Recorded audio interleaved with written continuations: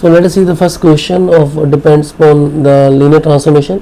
एक linear transformation यानी कि लीनियर ऑपरेटर दिया हुआ same set to same set mapping है. तो then we have to find the matrix of T relative to basis B, क्योंकि लीनियर ऑपरेटर है, सेम वेक्टर स्पेस है, सेम वेक्टर स्पेस. फिर ये थ्योरम भी वेरीफाई करनी है and this is very very important question. तो क्योंकि मेरे को मैपिंग डिफाइन करनी है आर स्केयर से आर स्केयर तक, इसका मतलब आर स्केयर के बेसिस वेक्टर को आर स्केयर में लेके जाना है. तो बेसिस वेक्टर ये दिए हुए हैं, ठीक है. तो 1 1 है एक बेसिस वेक्टर और एक बेसिस वेक्टर -1 0 है. अगर बेसिस वेक्टर नहीं दिए हो तो स्टैंडर्ड बेसिस सपोज कर लेते हैं 1 0 एंड 0 1. ओके, तो देन मैं मैपिंग में 1 1 का इमेज देखूंगा एंड देन उस 1 1 को आर स्केयर के बेसिस भी सेम रहेंगे तो उनका लीनियर कॉम्बिनेशन लिखूंगा. देन दूसरे बेसिस वेक्टर का इमेज देखूंगा, then I will write it as a linear combination.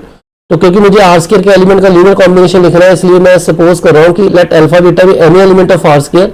तो उसको मैं लिख रहा हूँ a time first vector and b time second basis vector.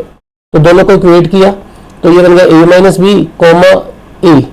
तो दोनों को इक्वेट करके मेरे पास जो a का वैल्यू है वो बीटा आ गया और b का वैल्यू बीटा माइनस अल्फा आ गया. इसका मतलब अगर कोई भी वेक्टर मुझे लिखना है, कोई भी वेक्टर अगर मुझे आर स्केयर में लिखना है, तो आई will right beta time the first basis vector and beta minus alpha the second basis vector. Okay, this is second basis vector is -1 0. तो ये मेरा E1 हो गया, ये मेरा E2 हो गया. Okay, this is my E2. तो अगर मुझे इसका v रिस्पेक्ट टू b लिखना होता, the coordinate vector of v respect to basis b, तो मैं लिखता beta and beta minus alpha. Okay, तो अगर इसका लिखता, अगर मैं v वेक्टर को ये मानता कि दैट इज अल्फा बीटा, अगर यहाँ पे एक्स वाई होते तो यहाँ पे y आ जाता, यहाँ पे y माइनस एक्स आ जाता. So try to understand the point. तो टी मैपिंग आर स्केयर से आर तक का और ये मैपिंग ऐसे डिफाइन है 4x minus 2y comma 2x plus Y. तो पहला बेसिस वेक्टर 1 1 है, तो 1 1 का इमेज क्या आएगा इस mapping according 4 into 1 minus 2 into 1. Okay, and then comma 2x plus Y 2 into 1 plus 1. Okay, तो ये बन जाएगा 2 3. तो 2 3 को लीनियर कॉम्बिनेशन लिखना है बेसिस वेक्टर का. ऊपर हमने ये बनाया हुआ अल्फा बीटा वाला तरीका. तो ये मेरा पहले वाला अल्फा, दूसरा बीटा. तो ये बीटा पहले आ गया 3 time first vector and b minus beta minus alpha 3 minus 2 1 time the second vector. Okay, तो मेरे पास ये वाला बन जाएगा 3 time first vector and 1 time the second vector. Okay, so I can write it as 3 time E1 plus 1 time E2. फिर दूसरा vector देखूंगा basis vector, second basis vector is -1 0. तो इसका मैपिंग देखो, इसके अंदर 4x माइनस 2y का मतलब 4 into -1 2 into 0, then 2 into -1 plus 0. तो ये बन गया -4 -2. तो पहला वेक्टर, इसको लीनियर कॉम्बिनेशन लिखना है E1 E2 का. तो कैसे लिख सकते हैं, पहला वेक्टर आ जाएगा beta, that is equal to beta is equal to this is -2. यहाँ पे क्योंकि ये -1 -2 है, ये बीटा आ गया -2, यहाँ पे आ जाएगा पहला vector. Okay, here will be -2 plus beta minus alpha. Beta minus alpha का मतलब हो गया -2 -4 प्लस 4 हो गया, तो 2 आ जाएगा 2 टाइम E2. तो इसका मतलब मेरे पास जो पहला बेसिस वेक्टर है, just try to understand my point, जो पहला बेसिस वेक्टर है दैट इज टी पहला बेसिस वेक्टर था -1 0, सॉरी पहला वेक्टर क्या लिखा था हमने 0 1 1 सॉरी दैट इज 1 1. उसको हमने कैसे लिखा 3 टाइम E1 प्लस E2, है ना, ये वाला हमने लिखा 3 टाइम E1 E2. जो दूसरा बेसिस वेक्टर है दैट इज -1 0, उसको हमने लिखा that is -2 time E1 plus 2 time E2. तो जब मैं matrix of T respect to B निकालूंगा तो वो क्या आएगा, कोएफिशिएंट मैट्रिक्स. कोएफिशिएंट यहाँ पे क्या आ गया 3 एंड 1 एंड दूसरे में कोएफिशिएंट आ गया -2 एंड 2. ओके, उसका ट्रांसपोज. तो ये मेरा मैट्रिक्स आ गया दैट इज 3 1 -2 2. ये अपने पास +2, यहाँ नीचे +2 आएगा. Okay, this is my matrix 3 -2 1 2. Okay, now I have to verify the theorem. तो वेरीफाई थ्योरम का मतलब हो गया कि टी रिस्पेक्ट टू बी ये मैट्रिक्स हमने निकाल लिया. v रिस्पेक्ट टू बी कैसे निकालेंगे, तो v जो है हमने मान लिया एक्स वाई मान लिया. तो एक्स वाई को लीनियर कॉम्बिनेशन लिखना है E1 E2 का, वो पता ही है, ये बीटा बन गया अपना y time the first basis vector. Okay, first basis vector and then beta minus alpha y minus X the second basis vector. Okay, तो इसका लीनियर कॉम्बिनेशन इसको लिख दिया v को रिस्पेक्ट टू b1. तो ये कोएफिशिएंट मैट्रिक्स आ जाएगा, क्या आ जाएगा, coefficient is y and y minus x, इसका ट्रांसपोज ये आ गया y माइनस एक्स ट्रांसपोज. तो क्या बन गया y माइनस एक्स, ये कॉलम मैट्रिक्स बन गया. नाउ अगर मैं इस मैट्रिक्स को इससे मल्टीप्लाई करूंगा तो अपने पास एक रिजल्ट आएगा और उसके शो करना पड़ेगा। जैसे यहाँ पे देख ही लेते हैं, दैट इज दिस इज, देखो ये टी रिस्पेक्ट टू बी अपने पास आ गया 3 - 2 1 2। तो अपना बेसिस वेक्टर का जो कोऑर्डिनेट वेक्टर है वी रिस्पेक्ट टू ये आ गया, दोनों को मल्टीप्लाई करो, first row first column 3y - 2y + 2x ये आ गया, देन 1y माइनस यहाँ पे 2 है, 2 × y - 2x है ना, इसको सोल्व करो ये चीज आ गई। अब मुझे ये शो करना पड़ेगा t respect to b v respect to b is equal to tv respect to b। तो tv रिस्पेक्ट टू b का मतलब tv मतलब v txy का इमेज क्या है 4x - 2y, ये मैपिंग दिया हुआ। अब जो भी एलिमेंट का इमेज आएगा उसको लीनियर कॉम्बिनेशन लिखेंगे e1 e2 का। तो ये वाला अपना बीटा ये पहले आ जाएगा, फिर यहाँ पे beta minus alpha 2x + y - 4x - 2y ये चीज आ गई। तो यानी कि लीनियर कॉम्बिनेशन में क्या आ गया 2x + y, और यहाँ पे 2x - 4x is -2x and y + 2y is 3y।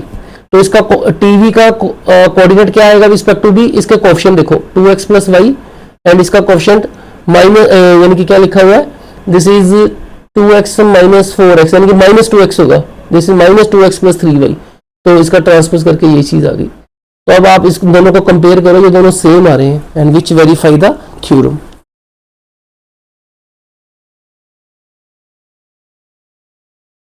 नहीं, जैसे कुछ क्वेश्चन में जो मैपिंग बदलेगा, तो मैपिंग बदलने से उसके जो बेसिस वेक्टर बदल जाएंगे, तो उसको सिर्फ समझने की कोशिश करो कि कैसे करना है। कि वी हैव वेक्टर स्पेस है पॉलिनोमियल का, यानी कि बेसिस पॉलिनोमियल लेंगे।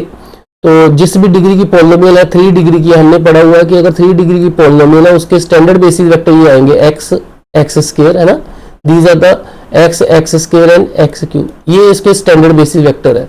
चाहे आप उसको y में लिख लो, चाहे x में लिख लो, चाहे t में लिख दो, डजंट मेक एनी सेंस है ना, क्योंकि यहाँ पे ये y में लिखा हो तो हम इसको y लिख देंगे। VF is a vector space of polynomial in y, तो क्योंकि पॉलिनोमियल y में है तो इसको लिखेंगे 1y y² y³। अगर पॉलिनोमियल x में होती तो 1x x² x³। जितने भी डिग्री की पॉलिनोमियल है उससे एक ज्यादा एलिमेंट बनता है, ठीक है। अगर डिग्री 3 है तो 4 वेक्टर चाहिए, 1x x² x³, और क्योंकि ये y में है तो आई will right 1y y² y³। Okay, तो जब मैट्रिक्स फाइंड करना है लीनियर ट्रांसफॉर्मेशन का, उसके लिए मुझे क्या करना पड़ेगा कि जो बेसिस वेक्टर है उनका इमेज देखना पड़ेगा। इसमें इमेज क्या हो रहा है, डी डिफरेंशियल ऑपरेटर है कि जो भी एलिमेंट आएगा उसका डेरिवेटिव निकालना। तो इसका मतलब अगर बेसिस वेक्टर ये वाले हैं तो डी जी वाई ये दिया हुआ मैपिंग, मुझे जो भी फंक्शन यहाँ पुट करूंगा मैपिंग उसको क्या करेगी, उसका डेरिवेटिव निकाल देगी। हो सकता है इंटीग्रेशन कर दे, हो सकता है उसको मल्टीप्लाई कर दे। सो इसका मतलब जो भी एलिमेंट यहाँ पे आएगा, मैं पहला एलिमेंट 1, मेरे पास बेसिस वेक्टर स्टैंडर्ड है 1y y² and y³। First of all I will take the image of 1, then I will write it as a linear combination this one. देन 1 का इमेज क्या आएगा, डेरिवेटिव 1 इज 0 इसके according, तो 0 can be written as 0 time 1 0 time y 0 time y², 0 time y³। फिर y का image देखेंगे, y का इमेज क्या होगा, डेरिवेटिव ऑफ y का डेरिवेटिव 1 आएगा, तो 1 को कैसे ले सकते हैं, 1 टाइम 1 प्लस बाकी सारे 0, dy² इज 2y, तो इसका मतलब जो कांस्टेंट है वो 0 आ जाएगा, 0 टाइम 1 2 टाइम y बाकी सारे 0। ऐसे dy³ जो है वो आ जाएगा 3y², यानी कि y² का कोएफिशिएंट आ जाएगा, बाकी सारे कोएफिशिएंट 0 हो जाएंगे। सो मेरे को अगर d रिस्पेक्ट टू b निकालना है, यानी कि coefficient matrix of respect to b, तो क्या आएगा, कोएफिशिएंट लिख लो इसके, लिखने इसी ऑर्डर में है 1y y² एंड y³। तो इसका कोएफिशिएंट क्या आ जाएगा, पहले का आया था 0 0 0 0, ठीक है, ये आगे सारे 0, अगले में 1 0 0 0 दिस इज, उसके अगले में 0 2 0 0, उससे अगले में 0 0 3 0। तो देन टेक इट ट्रांसपोज, तो ये मैट्रिक्स ऑफ लीनियर ट्रांसफॉर्मेशन आ गया। ओके, तो अगर थ्योरम वेरीफाई करनी है तो we can easily verify the theorem कि D respect to B, matrix अपने पास आ गया, मैट्रिक्स अपने पास आ गया, वी रिस्पेक्ट टू बी निकालना है। तो कोई भी एलिमेंट जो वेक्टर स्पेस का सपोज करोगे, क्योंकि ये पॉलिनोमियल में है ना, तो क्योंकि बेसिस वेक्टर उसके 1y y² y³ है, तो इसका मतलब कोई भी एलिमेंट जो v होगा it can be written as alpha time the first vector, beta time the second vector, gamma time the third vector and delta time the third vector. तो जैसे मर्जी लिख लो, अल्फा 1 अल्फा 2 अल्फा 3 अल्फा 4 कर लो, जैसे ये लिखा हुआ है। तो देन इसके कोएफिशिएंट वेक्टर कोऑर्डिनेट वेक्टर क्या आएंगे v रिस्पेक्ट टू b, तो alpha 1 into 1 alpha 2 into Y, तो इसका मतलब 1 के अल्फा 1 आ गया, y के साथ अल्फा 2 आ गया, y के अल्फा 3 आ गया। तो ये कोएफिशिएंट ही लिख रहे, तो इसका ट्रांसपोज निकाल लो। ओके, तो देन ये दो तो हो गए। अब ये एक आधा काम तो हो गया, D respect to B and V respect to B, इन दोनों को मल्टीप्लाई करोगे तो आपके पास मैट्रिक्स आ जाएगा, क्योंकि ये मैट्रिक्स बनता है 4/4 का, ये बनता है 4/1 का। तो 4/4 के मैट्रिक्स को जब 4/1 से करोगे तो you get 4/1, 4 row and 1 column. Okay, तो नाउ हमें कैलकुलेट करना है उस मैपिंग के according DV respect to B. तो डीवी का हम डीवी मतलब आमतौर पे जो ट्रांसफॉर्मेशन है टी लिखते हैं, यहाँ पे डी डिफरेंशियल ऑपरेटर हो गया इसलिए, ठीक है ट्रांसफॉर्मेशन टी है, लिखा डी है, ठीक है। तो डी ऑफ वी, वी का मतलब क्या है, V is any vector of this vector space, this will be written linear combination this one. तो ये क्या आ जाएगा, अल्फा 1 का डेरिवेटिव 0 होगा और अल्फा 2 कांस्टेंट बाहर है, वाई का 1 हो जाएगा एंड वाई स्केयर का 2y हो जाएगा, 3 वाई क्यूब का 3y स्केयर हो जाएगा। फिर उसको लीनियर कॉम्बिनेशन लिख दो, linear combination of what, basis vector. Basis vector ये है 1 वाई स्केयर वाई क्यूब, तो ये आ गया alpha 2 into 1 alpha this this this. तो अब इसका कोऑर्डिनेट वेक्टर निकालना, तो क्या आएगा, 1 के साथ क्या लगा हुआ है अल्फा 2, वाई के साथ क्या लगा हुआ 2 अल्फा 3, वाई स्केयर के साथ 3 अल्फा 4, वाई 3 के साथ कुछ नहीं है, तो ये आ गया। तो now you can verify the theorem. तो टी रिस्पेक्ट टू बी निकाल चुके हैं, this is the coefficient matrix, this is the coordinate vector, multiply किया और ये किसके इक्वल आ गया, ये इसी के इक्वल आ गया पूरा, ठीक है। तो इसका मतलब ये थ्योरम वेरीफाई हो गई। तो these results are very very important. तो डिफरेंशियल ऑपरेटर जैसे अगले क्वेश्चन में देखो, तो यहाँ पे बेसिस वेक्टर दिए नहीं है, तो you can consider standard basis vector, क्योंकि V is a vector space of polynomial of degree almost n over reals. तो हम इसको x, क्योंकि फंक्शन x का दिया हुआ, तो basis vector will be of x1 x x square xn, क्योंकि उसकी डिग्री n है। तो डिग्री n का मतलब हो गया कि आपको जो पॉलिनोमियल है उसके बेसिस n डिग्री तक जाने चाहिए, 1x x square up to xn। Okay, तो देन फिर वही चीज है, 1 का इमेज देखो 0, तो कॉम्बिनेशन लिख दो, x का लिखो 1, बाकी सारे 0 करके कॉम्बिनेशन ऐसे x स्क्वायर का, तो देन ये मैट्रिक्स बन जाएगा। ओके, तो similarly you can go through this question. P3 be the vector spaces of all polynomial degree less than 3 and the linear map ऐसे डिफाइन किया हुआ है कि जो मैपिंग है वो क्या कर रही है, 2d स्क्वायर gy, उसका डबल डेरिवेटिव करेगी, फिर 5 टाइम d करेगी, फिर 8 टाइम gv करेगी, जो भी एलिमेंट आएगा। तो स्टैंडर्ड बेसिस ये वाले हैं। तो 1 का जब देखोगे तो क्या आएगा, 2d square of 1 minus 5d of 1 minus 8 of 1, and then इसको सिंप्लीफाई करके जो आएगा उसको लीनियर कॉम्बिनेशन लिखना है, 1y Y square Y cube, जैसे यहाँ पे लिखा हुआ है। 1 का देखा तो 2d square 1 5d 1 8 1 minus 2 into 5 0 into minus 8। तो obviously derivative of 1 double time करोगे 0 आएगा, ये भी 0 आएगा, ये भी 0 आएगा। Okay, so only you left with -8। तो -8 can be written as a linear combination of all these vector. तो क्या आएगा, -8 into 1 0 into Y 0 into Y square 0 into Y cube. Similarly look at the second element y का क्या आ जाएगा, 2d square of y 5d of y 8 of y minus 2 what is going on, that is 8y। Okay, तो d square y तो 0 हो जाएगा, 5d y का derivative क्या आ जाएगा, 1 आ जाएगा। Okay, that is -5 and then 8y आएगा -8y। तो इसको लीनियर कॉम्बिनेशन लिख सकते हैं, -5 इंटू 1, सो ये बनेगा -1 5 इंटू 1 एंड -8 इंटू y। तो बाकी सारे जो मिसिंग है उसको लिख दो 0y स्क्वायर 0y क्यूब, सो ठीक है, y क्यूब तक। सिमिलरली वाई स्क्वायर, अगले एलिमेंट का इमेज देखो, वाई स्क्वायर वो क्या आ जाएगा, सेम पुट करो, that is 2d square of Y square minus 5d of Y square and -8 of Y square. तो ये वाई स्क्वायर का डबल डेरिवेटिव क्या आएगा, पहले आएगा 2y फिर आएगा 2, तो this will be 2 into 2 then 5 d of Y square is 2y and this is 8y square. Okay, so you left with only this one, 4 minus 10y minus 8y square. Okay, and then you can write it as a 4 into 1 minus 10 into y minus 8 into y square and 0 into y cube. Okay, then you can write the y cube के लिए same करो। then इनको linear combination के बाद उसके बाद हम matrix निकालना। तो मैट्रिक्स के लिए सिंपल ही है कि कोफिशिएंट लिखो बस, पहली रो में कोफिशिएंट थे -8 बाकी सारे 0, दूसरे में -5 -8 बाकी सारे 0, तीसरे में आए अपने पास 4 -10 -8 0, एंड लास्ट में आए ये देखो, दैट इज लास्ट वाला जो सॉल्व किया वो आया x वाला 1 वाई के साथ कोई नहीं है 0, y के साथ है 12 एंड y स्क्वायर के साथ है -15 एंड y क्यूब के साथ है -8, then take its transpose. Okay, then that will give you matrix और linear transformation. So see one more thing, that is ये जो लीनियर कॉम्बिनेशन लिखना है, कई बार कॉम्प्लेक्स नंबर में ये क्वेश्चन पूछते हैं तो थोड़ा सा टेडिस हो जाता है कि CRB vector spaces of all the complex number.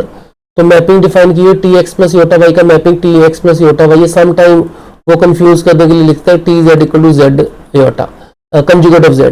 तो यानी कि Z जो है वो ऐसे लिखना पड़ेगा X प्लस योटा वाई, तो जो उसका मैपिंग आएगा वो X प्लस योटा का कंजुगेट मतलब X minus iota y. Okay, so ये एक डिफरेंट मैपिंग है इस क्वेश्चन में, जबकि उसने सीधा ही डिफाइन किया कि X plus iota y is X plus iota y same आ जाता है।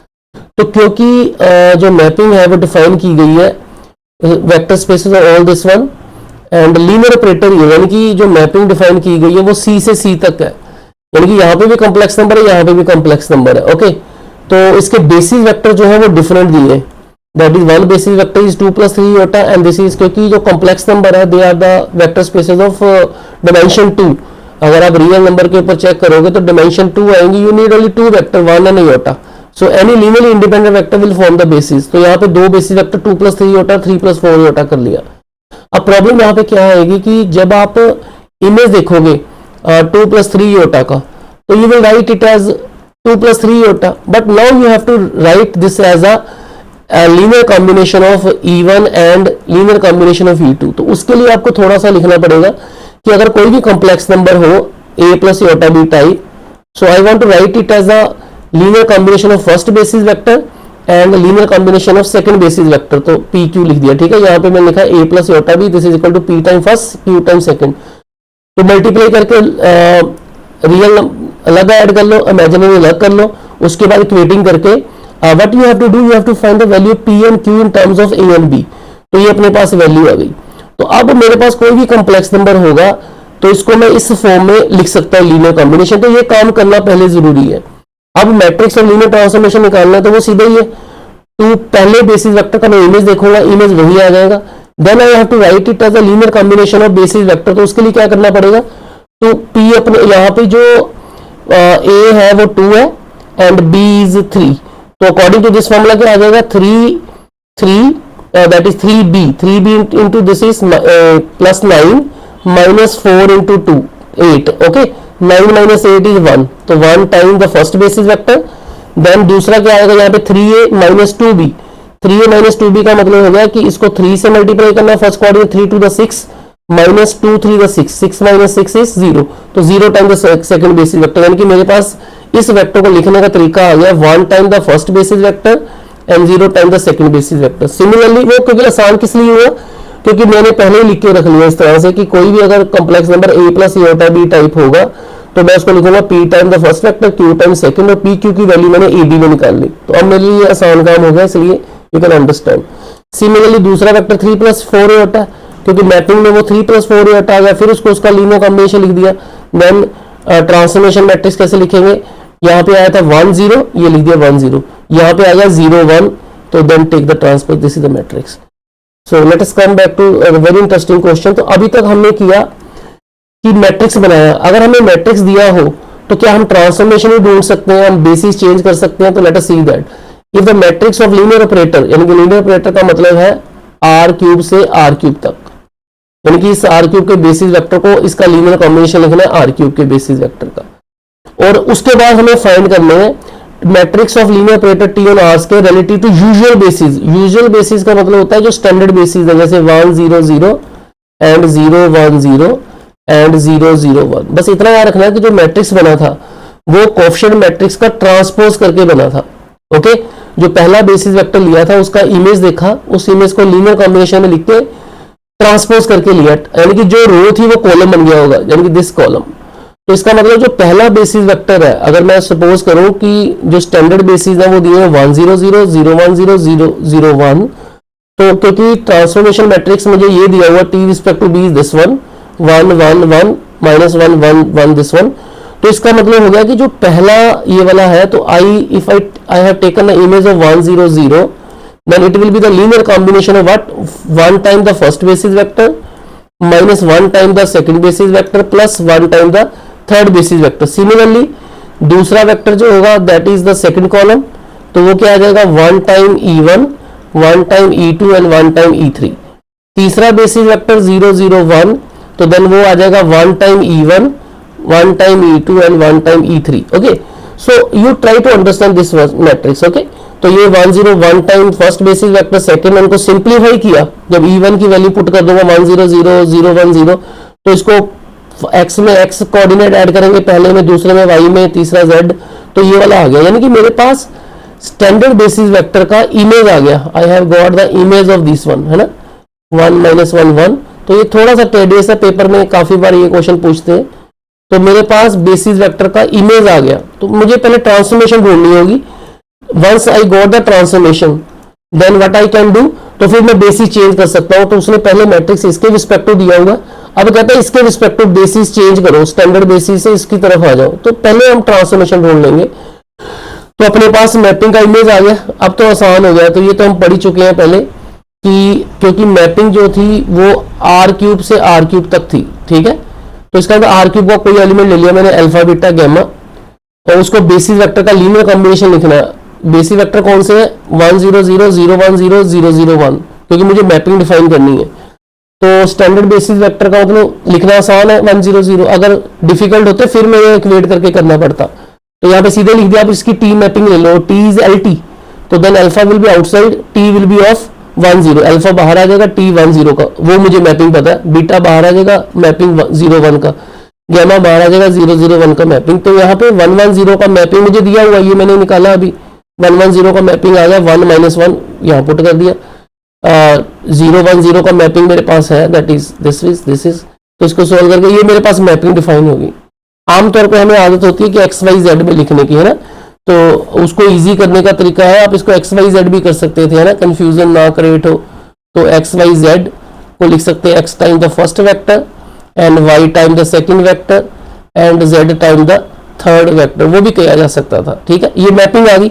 अब मैपिंग आ गई, अब आपके पास क्वेश्चन क्या बन गया, दोबारा शुरू वाला क्वेश्चन बन गया कि mapping is given to you, ये आपको मैपिंग दी हुई है, यानी कि टी ऐसे लिख सकते तो ज्यादा अच्छा था, TXYZ that is x plus y minus z comma that is minus x plus y plus z then comma x minus y plus z। Okay, this is the mapping.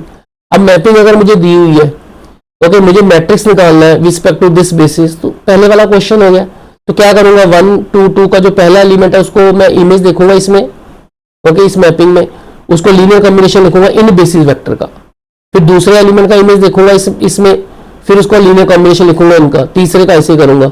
लेकिन उससे पहले मैं अगर आसान कर लूं काम अपना कि ABC को लीनियर कॉम्बिनेशन लिख के देख लूं 1 2 2 का, 1 1 2 का एंड 1 2 1 का, ताकि हर एक एलिमेंट की इमेज को मैं कन्वर्ट कर सकूं, ठीक है। तो ये थोड़ा सा लेंथी क्वेश्चन है बट वेरी इंपॉर्टेंट। तो ABC को लीनियर कॉम्बिनेशन लिख दिया, P1 2 Q1 1 2 एंड R1 2 1। तो इक्वेट करके मैंने इस P का वैल्यू इस ABC में निकाल लिया, इस Q का वैल्यू इस ABC में निकाल लिया, इस R का वैल्यू इसमें निकाल लिया। कहने का मतलब ये हो गया कि अगर कोई ये वाला एलिमेंट है दैट इज ABC, तो देन अगर मुझे इनका लीनियर कॉम्बिनेशन लिखना है E1 E2 E3 का, तो मेरे को लिए क्या चाहिए, -3 time the first coordinate then second coordinate plus third, then here is 2 time the first coordinate minus y, then 2 time the x coordinate minus z। Okay, so similarly अब देखो कैसे करेंगे, T1 1 1 2 1 का पहले एलिमेंट का मैं इमेज देख रहा हूँ इस मैपिंग के अंदर, ये मैपिंग ये वाली है। ये क्या आएगा, पहले T1 1 का आएगा 1 + 2 - 2, तो ये पहला कोऑर्डिनेट आ गया। देन मैपिंग के अकॉर्डिंग क्या आएगा, -1, okay, that is this is -1 plus beta यानी कि +2 प्लस गैमा, ये दूसरा एलिमेंट आ गया। ओके, देन सिमिलरली तीसरा लिख लिया, तो इसको सिंप्लीफाई करके ये आ गया। अब जो ये एलिमेंट आएगा उसको लीनियर कॉम्बिनेशन बेसिस का लिखना है, तो कैसे लिखोगे, इसके according -3 time A plus B plus C, तो -3 time 1 plus 3 time that is क्या लिखा हुआ है, that is B coordinate is 3, तो यहाँ पे B इज 3, तो 3 + 1, ओके, ये आ गया पहले बेसिस वेक्टर कॉम्बिनेशन। तो ये E1 होगा ना अपना, दिस इज E1। देन दूसरा क्या आएगा, ये थोड़ा सा ध्यान से समझने वाली चीज है। तो ये क्या आएगा, 2A - B, 2A - B का मतलब क्या हो गया, 2 × x component that is 1 and यहाँ पे B है 3, तो that is equal to minus B का मतलब -3, तो ये E2 आ गया, प्लस C कोऑर्डिनेट जो हमने लिखा है 2A - C, यानी कि 2A - C का मतलब हो गया 2 टाइम x कोऑर्डिनेट 2 × 1 - 1, ओके, तो ये कितना आ गया, 2 - 1 इज 1। तो मैंने पहले नाउ अब एक चीज अपने को क्लियर होगी कि हमने क्या किया कि क्योंकि जब भी आपको मैट्रिक्स दिया होगा, that is very very important thing is that कि whenever matrix is given to you और वो बोल रहा है कि आप मैट्रिक्स फाइंड करो रिस्पेक्ट टू सेकंड बेसिस, कोई और बेसिस दे दिया, तो पहला काम है कि हमें लीनियर ट्रांसफॉर्मेशन ढूंढनी है। तो लीनियर ट्रांसफॉर्मेशन ढूंढने से पहले का मतलब हो गया कि जो भी यूजुअल बेसिस दिया हुआ उसके ये लीनियर कॉम्बिनेशन है, क्योंकि जो कोएफिशिएंट मैट्रिक्स है वो ट्रांसपोज करके आया होगा तो इसलिए कॉलम की तरह देखना है। तो इसका अगर पहला बेसिस वेक्टर जो भी होगा 1 0 0 वो किसका, उसका इमेज क्या आएगा, दैट इज कॉलम फर्स्ट देखो क्या आ रहा है 1 1 -1 1 -1 1, दूसरा क्या आ रहा है -1 1 0 ये वाला आ गया, तीसरा 1 -1 कॉलम की तरफ देखना है। दिस इज, इसको सिंप्लीफाई कर लो, ये इसका मतलब पहले बेसिस का इमेज आ गया, दूसरे का आ गया, तीसरे का आ गया, फिर एक्स वाई जेड कोई भी एलिमेंट लो आर क्यूब के, उसको लीनियर कॉम्बिनेशन या बेसिस में लिख दो, देन टी मैपिंग लगा दो। आपको मैपिंग आनी जरूरी है, यानी कि मैपिंग अगर आपके पास आ गई उसके बाद आपने क्वेश्चन को ऐसे सोचना कि आपका दूसरा क्वेश्चन आ गया पहले वाला ही जो जिसमें आपको मैपिंग दी हुई है, बेसिस दिया हुआ है, आपको कोएफिशिएंट मैट्रिक्स निकालना है। तो अब ये आपके लिए दूसरा क्वेश्चन हो गया, उसके लिए मैपिंग निकालना एक आपके पास अलग टास्क था, ठीक है। तो जैसे हमने कर ही लिया था कि ये बेसिस चेंज हो गया, तो अब आर क्यूब का कोई भी एलिमेंट लेंगे, ये चीज ध्यान में रखना कि टी ये था R cube to R cube, तो हमने आर क्यूब के एलिमेंट का इमेज देखना है, वो इस तरफ जाएगा, उसको इसका लीनियर कॉम्बिनेशन लिखना है, क्योंकि ये दोनों ही सेम है। इसका मतलब आर क्यूब का कोई भी एलिमेंट स्टैंडर्ड ले लिया एबीसी, उसको P time first vector, Q time second, this one, क्योंकि अब बेसिस उसने चेंज कर दिया। क्वेश्चन में ध्यान दो कि क्वेश्चन में जो बेसिस है वो 1 2 2 1 1 2 एंड 1 2 1 कर दिया, इसलिए ओके। तो ये करके हमने एक ये करके ये P की वैल्यू ABC में निकाल ली, Q की वैल्यू ABC में निकाल ली, R की वैल्यू ABC में निकाल ली। उसके बाद तो सिर्फ हमें सब्स्टिट्यूट करना है। तो पहले हम पहले बेसिस वेक्टर का इमेज देखेंगे मैपिंग के अंदर, वो ये आ जाएगा, फिर उसको लीनियर कॉम्बिनेशन लिखेंगे नए बेसिस के अकॉर्डिंग, ये वाला जो लिखा हुआ है उसको लिख लिया। फिर दूसरे का भी ऐसे इमेज देखेंगे, इमेज देखने के बाद जो इमेज आएगा उसको लीनियर कॉम्बिनेशन लिखेंगे न्यू बेसिस वेक्टर का अकॉर्डिंग जो हमने ABC की फॉर्म में लिखा है। सिमिलरली विद द थर्ड, तो जब ये तीनों का आ गया तो फिर कोएफिशिएंट मैट्रिक्स निकालना है, तो you can easily find the matrix.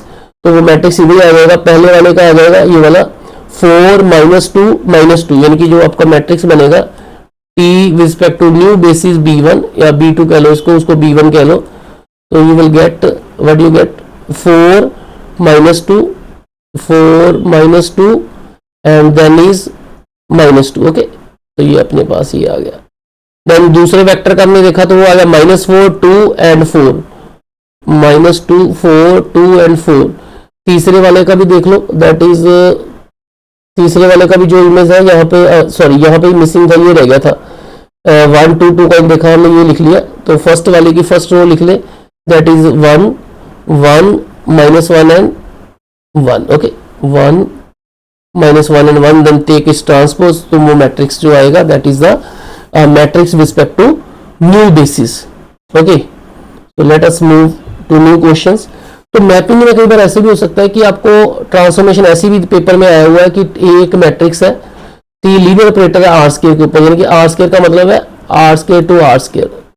तो इसमें जो मैपिंग है वो बड़ी इंटरेस्टिंग है, T V is equal to A V, यानी कि जो भी एलिमेंट वी दिया हुआ है आपको उसको मैट्रिक्स ए से मल्टीप्लाई करना है।